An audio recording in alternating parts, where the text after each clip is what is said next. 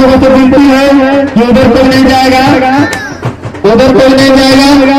और बच्चों को तो उधर जाना ही नहीं देना है अभी।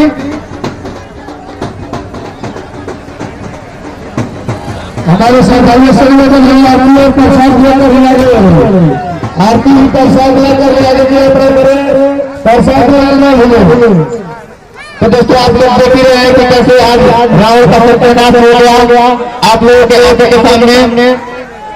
तो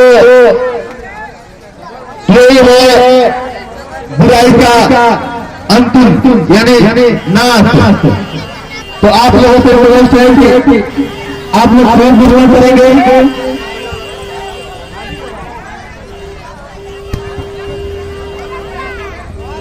आज आपने देखा कि असत्य पर सत्य की विजय हुई, जिसको हम विजय दशमी के रूप में हम जानते हैं। आरती और प्रसाद लेकर आरती और प्रसाद लेकर मेरे श्रद्धालुओं समय आरती और प्रसाद लेकर प्रभु श्री राम जी के तरफ से रावण का वध किया गया, जो कि लगातार ये आज 10वां दिन है, जिसमें अधर्म पर धर्म की विजय हुई।